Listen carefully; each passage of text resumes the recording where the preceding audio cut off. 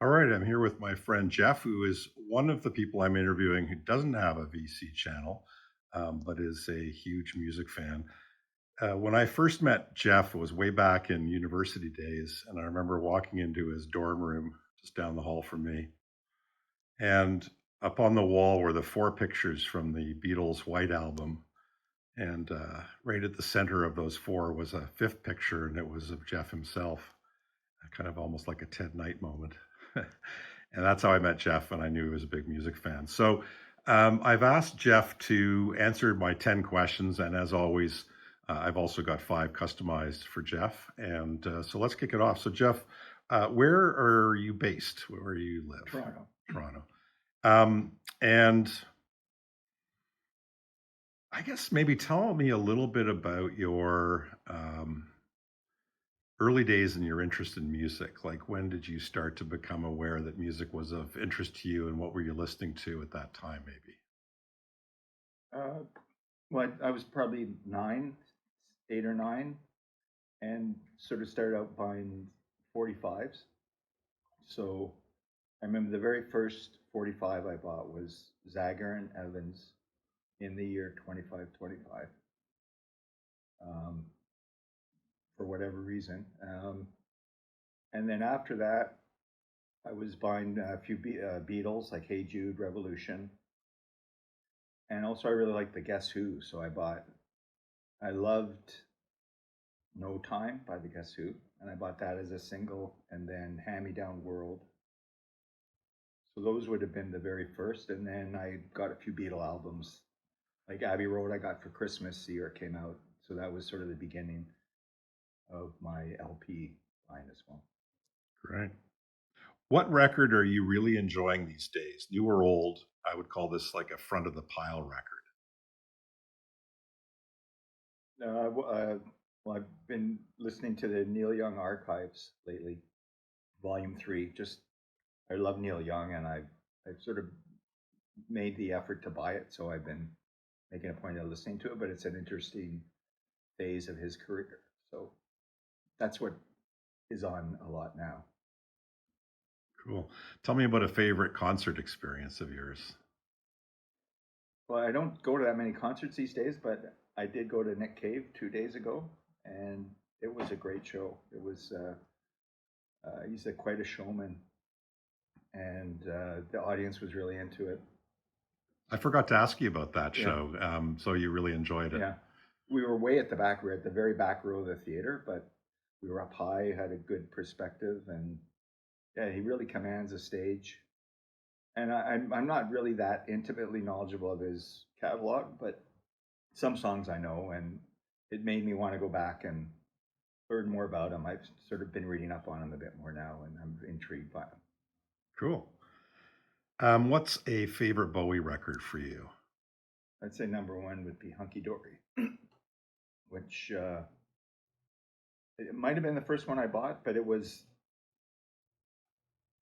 older when he had already. I think Diamond Dogs was already out at that point, but I think it was the song Changes that drew me in. But I bought that album, and uh, that was the one. I love that album. That's my favorite.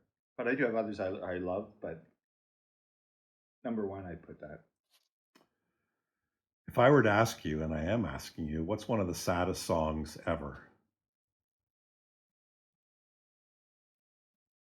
Well, Spring. Well, I guess it's maybe something from Blood on the Tracks or John Lennon Plastic Ono Band. There's some good sad ones on it. Those are good sad albums. Um, Roxy Music Siren has some really good sad songs. Those are the ones. Probably because I listened to them when I was sad, so that's probably why. What is one of the most joyful songs ever? um, Gosh,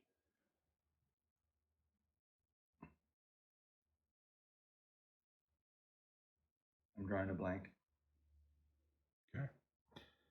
Um, you get up in the morning, you come downstairs, everybody's out of the house, you grab a cup of coffee, and what's your first record of the day? What might you put on? Uh, Probably something kind of mellow, like Bob Dylan, Jackson Brown, maybe. One of the most underrated bands or artists ever. Uh, One guy I love is Marshall Crenshaw. I think he doesn't get the recognition he deserves, and he's got a few albums that I just adore. So, So, for those who are not Marshall Crenshaw fans, what might be a good entree into his catalog?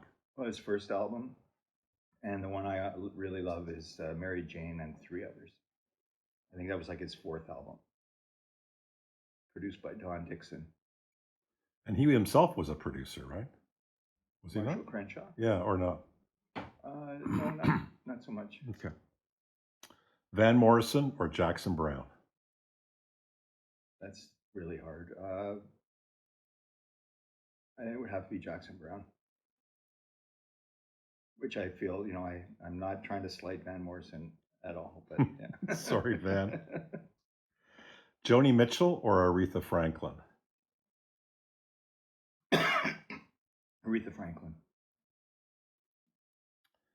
3 must-have desert island discs. This is your last of the template 10. So what are your are 3 must-have discs that you would take to a deserted island? I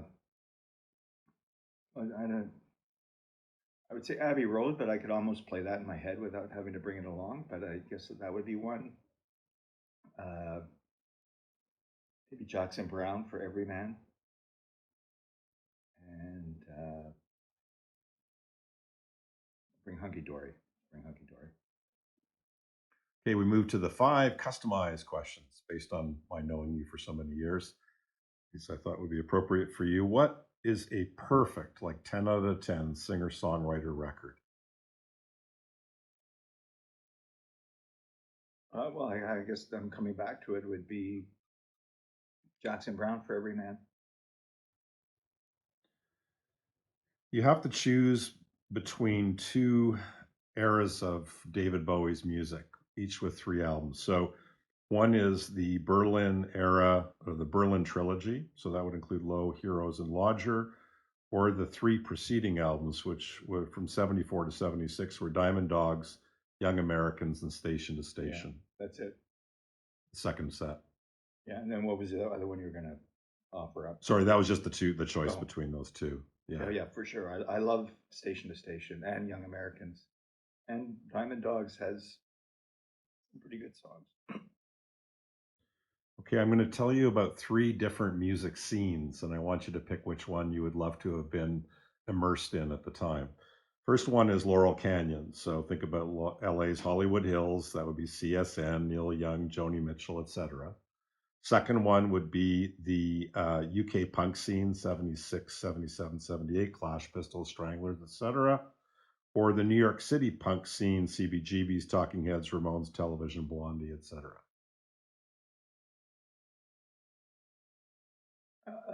Maybe probably Laurel Canyon. Better looking women. And then the other one I would pick would be Hamburg in 1962 or something like that. That would be my number 1 choice. I should have left an or other. Yeah, for sure. A favorite live album of yours? Neil Diamond, Hot August Night. Mhm. I love that album. And finally, a great music documentary that not everyone may know about. Um,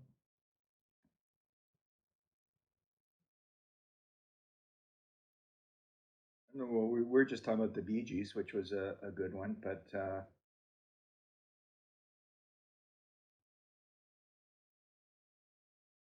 there was also that one recently about the Toronto Festival, the Rock and Roll Festival. I don't think it got as much attention as it should have, about the 2 guys from Toronto who put on the festival and lured John and Yoko and Eric Clapton to play in Toronto. That I think that one deserved more attention.